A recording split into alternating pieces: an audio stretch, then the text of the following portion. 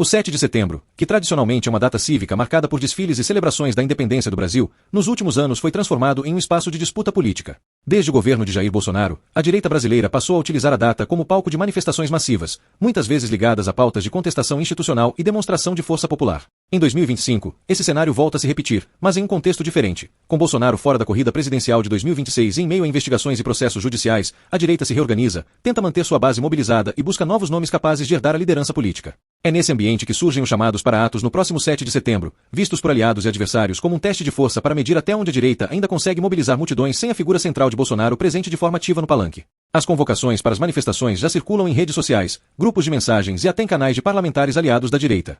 As pautas variam, mas orbitam sempre em torno de alguns pontos fixos: críticas ao Supremo Tribunal Federal, pedidos de anistia para envolvidos nos atos de 8 de janeiro, defesa de figuras políticas que hoje enfrentam dificuldades judiciais e, em alguns casos, sinais de apoio a uma pauta mais econômica ligada ao custo de vida e ao peso dos impostos. Há também uma tentativa de usar a data como vitrine para novas lideranças que buscam ocupar o vácuo deixado pelo enfraquecimento de Bolsonaro. Nesse sentido, o 7 de setembro pode servir não apenas como um ato de protesto, mas como um palco político para o reposicionamento da direita. Nesse cenário de mobilização, surge a questão da possível participação dos caminhoneiros. Historicamente, a categoria tem uma capacidade de impacto enorme na dinâmica política e econômica do país. O Brasil é um país rodoviário, dependente do transporte por caminhões para escoar desde alimentos até combustíveis, passando por produtos industrializados e insumos básicos. Qualquer paralisação significativa nas estradas se reflete imediatamente nas prateleiras dos supermercados, nos postos de gasolina e nas linhas de produção. Basta lembrar a greve de caminhoneiros de 2018, que em menos de 10 dias mergulhou o país em um caos logístico, com voos cancelados, postos secos, falta de medicamentos e colapso em cadeias inteiras de produção. Esse precedente é sempre lembrado quando se fala no poder de pressão da categoria, que, quando mobilizada, pode literalmente parar o Brasil. Por isso, quando surgem boatos ou mesmo convocações para que caminhoneiros se juntem às manifestações de 7 de setembro, o alerta se acende. Ainda que lideranças mais estruturadas da categoria venham declarando que não haverá paralisação política e que as demandas dos caminhoneiros não devem se misturar com disputas partidárias, o risco permanece. Isso porque os caminhoneiros não são um grupo homogêneo. Existem sindicatos, associações, lideranças regionais e até influenciadores digitais com grande penetração entre a base. Em um cenário de mobilização política intensa, não é impossível que grupos menores decidam agir por conta própria, bloqueando estradas em apoio aos atos convocados pela direita. Mesmo sem uma adesão nacional organizada, bloqueios localizados já seriam suficientes para gerar transtornos significativos. A dinâmica de um bloqueio rodoviário, ainda que parcial, se multiplica rapidamente. Um caminhão parado em um ponto estratégico de uma rodovia federal pode impedir a passagem de centenas de outros veículos em questão de horas. Se esse bloqueio atinge rotas de acesso a centros de distribuição, portos ou terminais de combustíveis, o impacto é quase imediato. O desabastecimento começa nas regiões afetadas, mas em pouco tempo se espalha, já que a cadeia logística é interdependente e sensível a interrupções. Além disso, há um efeito psicológico. Diante de notícias de bloqueios e possíveis faltas, consumidores correm para estocar combustível e alimentos, ampliando ainda mais o efeito do problema. Foi exatamente isso que aconteceu em 2018, quando filas em postos e supermercados foram um fator tão ou mais grave que a própria paralisação em si. Se uma parcela dos caminhoneiros decidir aderir de forma mais incisiva às manifestações de 7 de setembro, a crise poderia escalar rapidamente.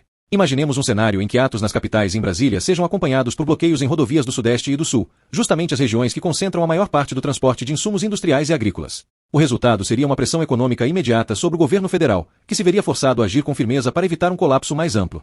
Isso poderia significar uso da polícia para desbloquear estradas, confronto com manifestantes e até decisões judiciais urgentes para multar empresas de transporte envolvidas. O risco de confronto entre forças de segurança e caminhoneiros, nesse caso, é real, e poderia transformar o 7 de setembro em um episódio de grande instabilidade política. Por outro lado, há razões para acreditar que um bloqueio de caráter nacional e coordenado seja pouco provável neste momento. O setor de transporte enfrenta dificuldades próprias, como o preço do diesel, a concorrência com aplicativos de frete e a falta de ganhos consistentes, mas não há, hoje, um consenso interno na categoria para transformar essas insatisfações em uma greve geral de caráter político. Além disso, as lideranças mais próximas do bolsonarismo sabem que um bloqueio prolongado poderia gerar desgaste não apenas para o governo, mas também para a própria direita, já que a população rapidamente sente os efeitos do desabastecimento e tende a reagir negativamente contra os responsáveis. Assim, a aposta mais plausível é que os caminhoneiros participem das manifestações de forma simbólica, marcando presença em concentrações urbanas, mas sem necessariamente parar as estradas de maneira ampla. Mesmo assim, não se pode descartar cenários intermediários. Bloqueios localizados, realizados por grupos regionais ou mesmo por iniciativa de setores ligados ao agronegócio,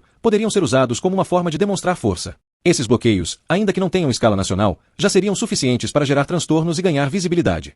Eles poderiam também servir como um recado político, mostrando que a categoria está disposta a agir caso não seja ouvida. A depender da narrativa construída, esses gestos pontuais poderiam ser amplificados nas redes sociais, criando uma sensação de mobilização maior do que a real. Em tempos de polarização e comunicação digital em massa, a percepção muitas vezes vale tanto quanto o fato. O governo, por sua vez, monitora de perto esses movimentos. A experiência de 2018 deixou cicatrizes profundas, e autoridades sabem que não podem ser surpreendidas novamente. A Polícia Rodoviária Federal, órgãos de inteligência e o próprio Palácio do Planalto acompanham as conversas em grupos de caminhoneiros e líderes regionais. Existe um esforço para evitar que focos de bloqueio se consolidem, agindo rapidamente para desmobilizá-los. Ao mesmo tempo, o governo procura não inflamar ainda mais a situação, já que ações muito duras podem ser usadas pela oposição como argumento de perseguição. É um equilíbrio delicado, em que cada passo precisa ser medido para não gerar um efeito contrário ao desejado. O 7 de setembro, portanto, se aproxima como um teste não apenas para a direita, mas também para o próprio sistema político brasileiro. Será uma oportunidade para medir o grau de mobilização popular, o poder de influência de novas lideranças conservadoras e o papel que a categoria dos caminhoneiros pode desempenhar nesse tabuleiro. Caso as manifestações ocorram de forma pacífica, sem grandes bloqueios e sem adesão significativa dos caminhoneiros, a leitura será a de que a direita ainda tem capacidade de encher ruas, mas não de paralisar o país. Por outro lado, se houver bloqueios e transtornos logísticos, mesmo que localizados, a narrativa pode ganhar outra dimensão, colocando o governo contra a parede e reacendendo o fantasma de crises anteriores. No fim, o que se desenha é um cenário de incerteza. Os caminhoneiros, por si só, talvez não estejam dispostos a entrar em uma aventura de grandes proporções neste momento. Mas a força simbólica da categoria, somada ao histórico de sua capacidade de pressão, faz com que qualquer menção à sua participação cause apreensão.